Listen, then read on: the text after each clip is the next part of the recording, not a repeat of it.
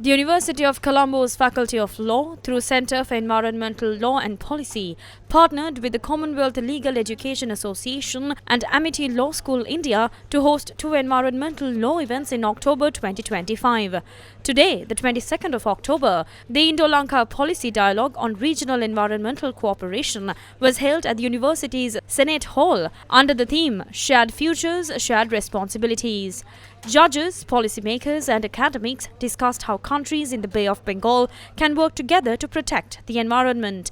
The event was graced by Honorable Justice Surya Kant, Senior Justice of the Supreme Court of India, as the chief guest of the event. Presently, as environmental degradation accelerates, our shared geography imposes a collective responsibility on us. It seems to me that today's deliberations should not merely resolve around whether Indo-Sri Lankan cooperation is desirable. Rather, they should focus on how to evolve fast enough to meet the transboundary challenges that threaten both the nations. The Palk Bay and Gulf of Mannar are biodiversity hotspots, home to coral reefs, seagrass meadows, and endangered species. Yet, these regions are under severe stress. Overfishing, destructive trawling practices, and unregulated coastal construction have caused ecosystem collapse in parts of this marine environment. In my opinion, the routine confrontation between Indian trawlers and Sri Lankan fishers epitomizes a deeper ecological tragedy, competition for an exhausted resource base.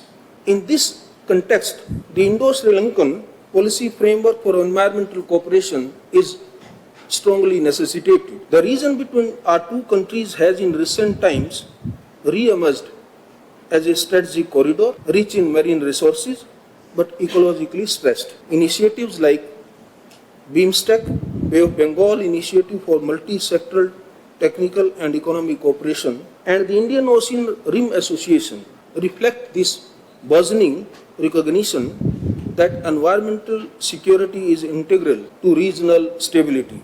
The Indo-Sri Lankan maritime boundary agreements created a basis for resource sharing and surveillance. Perhaps the solution to filling these gaps lies in judicial and civil society oversight. To this end, the Indian Supreme Court has been a pioneer in developing the jurisprudence of environmental rights. In fact, the Indian Supreme Court has pronounced judgments particularly on the subject of marine protection in a bid to control marine pollution and protect coastal environment. We share the same Indian Ocean. We are separated in landmass just by 20 kilometers of Fox Strait.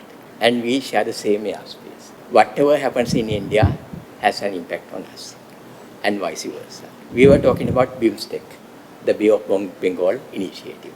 Nowadays, we are experiencing the changes in Bay of Bengal and its impact on the environment. Therefore, I think this kind of dialogue, collaboration, happening at high level is very important because we have to work together related to policies, implementation, legislation. Similarly, this initiative provides opportunities for our young colleagues, the students, to experience learning together.